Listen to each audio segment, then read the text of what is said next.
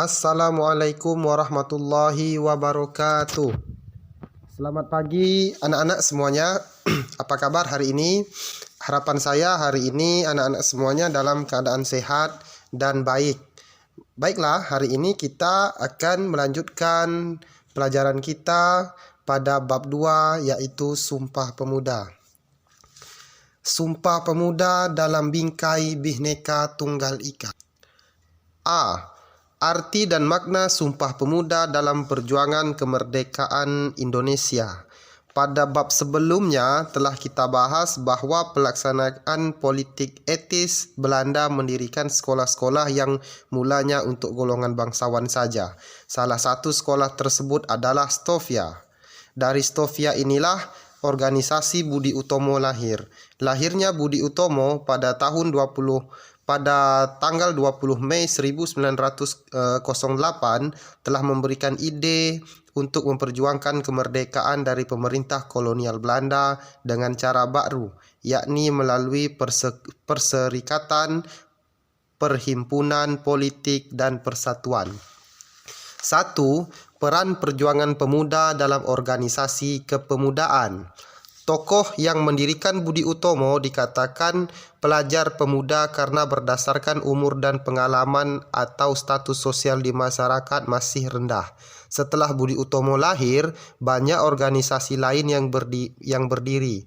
Organisasi-organisasi banyak dipelopori oleh golongan pemuda.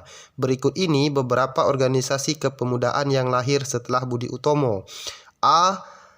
Trikoro Darmo. Sejak diterapkan kebijakan politik etis oleh pemerintah kolonial, para pemuda memanfaatkan dengan baik untuk menuntut ilmu. Melalui pendidikan, perjuangan melawan penjajah memasuki pergerakan nasional dengan cara mendirikan organisasi atau perkumpulan. Organisasi pertama dibentuk adalah Budi Utomo yang didirikan pada tanggal 20 Mei 1908 oleh pelajar Stovia. Golongan pemuda yang diwakili oleh Dr. Cipto Mangunkusumo mengusulkan agar Budi Utomo memperluas jangkauan keanggotaannya meliputi seluruh penduduk Hindia Belanda, bukan hanya Jawa dan Bali saja. Usulan tersebut ditolak oleh pengurus besar. Penolakan usulan ini memperlihatkan Budi Utomo menjadi ruang sosial yang hanya memberi tempat bagi para priai atau bangsawan. Akhirnya, pemuda lebih banyak keluar dari Budi Utomo. Tanggal 7 Maret 1915, sejumlah pemuda pelajar yang dipelopori pemuda intelektual lulusan Stovia, antara lain Satiman Wirjosanjojo bersama Kardiman, mengadakan rapat di gedung Stovia. Rapat tersebut membahas organisasi yang akan didirikan oleh pemuda. Hasil rapat, para pemuda pelajar sepakat mendirikan satu organisasi pemuda yang diberi nama Trikoro Darmo. Organisasi Trikoro Darmo merupakan perkumpulan pemuda yang anggotanya dan cita-cita sesuai keinginan pemuda. Trikoro Darmo memiliki 3 visi, yaitu Sakti berarti kekuasaan dan kecerdasan, Budi berarti bijaksana, dan Bakti berarti kasih sayang. Visi ini kemudian dikembangkan dalam 3 tujuan Trikoro Darmo sebagai berikut. 1. Mempererat tali persaudaraan antara siswa-siswi Bumi Putra pada sekolah menengah dan kejuruan, menambah pengetahuan umum bagi anggotanya. 3. Membangkitkan dan mempertajam peranan segala bahasa dan budaya.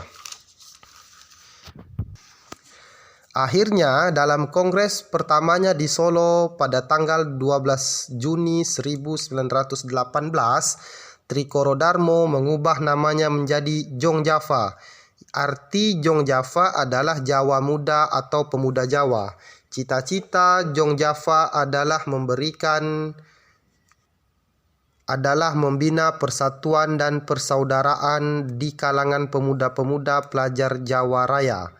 Organisasi Trikoro Darmo berubah menjadi Jong Java, namun untuk asas tujuan penghimpunan masih sama, menggunakan asas yang dipakai organisasi Trikoro Darmo awal dibentuk. Kongres pertama juga menetapkan perubahan haluan organisasi dari semula organisasi non-politik menjadi organisasi politik. B. Jong Sumatrenan Bond. Jong Sumatrenan Bond didirikan pada tanggal 9 Desember 1917 oleh pemuda pelajar Sumatera yang sedang belajar di Jakarta. Dalam anggaran dasarnya menyatakan bahwa Jong Sumatrenan Bond bertujuan menumbuhkan kesadaran di antara para anggotanya dan menjaga agar mereka terpanggil untuk tampil sebagai pemimpin dan pemandu rakyatnya. Tujuan tersebut dapat terwujud dan dibuktikan oleh para anggotanya yang kebanyakan orang Minangkabau yang tampil menjadi tokoh-tokoh nasional seperti Muhammad Hatta, Muhammad Yamin, dan lain-lain. C. Jong Ambon, Jong Minahasa, Jong Selep. Jong Ambon didirikan pada tahun 1918. Selanjutnya antara tahun 1918 sampai 1919 berdiri Jong Minahasa dan Jong Selep. Jong Selep adalah organisasi pemuda yang menghimpun para pemuda pelajar yang berasal dari Selep atau Pulau Sulawesi. Salah satu tokoh yang lahir dari Persatuan Pemuda Minahasa adalah Sam Ratulangi. Yang kedua, semangat Sumpah Pemuda. Organisasi kepemudaan yang tidak berlatar belakang suku dan kedaerahan adalah Penghimpunan Indonesia. Penghimpunan Indonesia paling gencar menyuarakan persatuan bangsa Indonesia di Belanda. Penghimpunan Indonesia beranggotakan para pemuda dari berbagai suku dan pulau di Indonesia. Lahirnya berbagai organisasi pemuda dan adanya keinginan pemuda untuk bersatu, para pemuda menghimpun dirinya dalam Kongres Pemuda. A. Kongres Pemuda I. Pada tahun 1926, berbagai organisasi kepemudaan menyelenggarakan Kongres Pemuda I di Yogyakarta. Kongres Pemuda I telah menunjukkan adanya kekuatan untuk membangun persatuan dari seluruh organisasi pemuda yang ada di Indonesia. Kongres Pemuda I berhasil merumuskan dasar-dasar pemikiran bersama. Kesepakatan itu meliputi dua hal berikut. 1. Cita-cita Indonesia merdeka menjadi cita-cita semua pemuda Indonesia. 2. Semua perkumpulan pemuda berdaya upaya menggalang persatuan organisasi pemuda dalam satu wadah. B. Kongres Pemuda II. Gagasan penyelenggaraan Kongres Pemuda II berasal dari Penghimpunan Pelajar-Pelajar Indonesia atau P3I, sebuah organisasi pemuda yang beranggota pelajar dari seluruh Indonesia. Atas inisiatif P3I, Kongres dilaksanakan di 3 gedung yang berbeda dan dibagi dalam 3 kali rapat. Kongres tersebut dihadiri oleh berbagai wakil organisasi kepemudaan, yaitu Jong Java, Jong Batak, Jong Selep, Jong Sumatrenan Bond, Jong Islamiten Bond, Jong Ambon, dan lainnya, serta pengamat dari pemuda Tionghoa.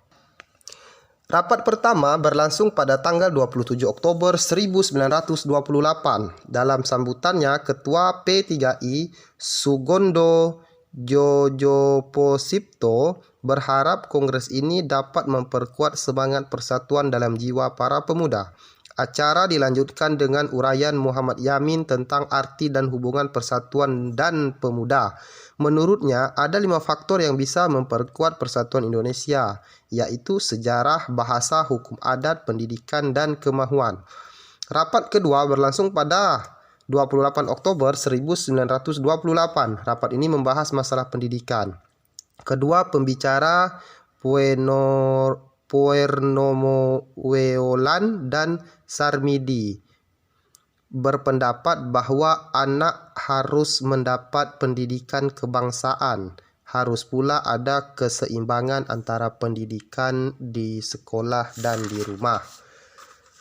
Pada rapat penutup, Sunario menjelaskan pentingnya nasionalisme dan demokrasi selain gerakan kepanduan.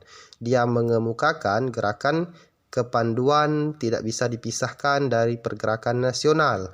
Gerakan kepanduan sejak dini mendidik anak-anak disiplin dan mandiri, hal-hal yang dibutuhkan dalam perjuangan.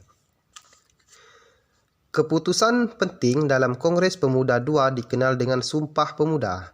Rumusan Sumpah Pemuda ditulis Muhammad Yamin pada sebuah kertas ketika Mr. Sunario sebagai utusan kepanduan tengah berpidato pada sesi terakhir Kongres. Sumpah tersebut awalnya dibacakan oleh Suigondo dan kemudian dijelaskan panjang lebar oleh Muhammad Yamin. Berikut ini isi dari Sumpah Pemuda atau Keputusan Kongres Pemuda II. Pertama, kami putra dan putri Indonesia mengaku bertumpah darah yang satu, tanah Indonesia. Kami putra dan putri Indonesia mengaku berbangsa yang satu, bangsa Indonesia. Ketiga, kami putra dan putri Indonesia menjunjung bahasa persatuan, bahasa Indonesia. Pada penutupan Kongres II, yang pertama kalinya lagu Indonesia Raya diperdengarkan oleh penciptanya yaitu W.R. Supratman. Dengan gesekan biola, lagu Indonesia Raya dipublikasikan pertama kali pada tahun 1928. Pada media cetak, Surat Kabar Sinpo dengan mencantumkan teks yang menegaskan bahwa lagu itu adalah lagu kebangsaan. Anak-anak semuanya, mungkin sekian dulu materi kita pada hari ini. Saya harap bisa dimengerti dan dipahami. Lebih dan kurangnya saya mohon maaf. Assalamualaikum warahmatullahi wabarakatuh.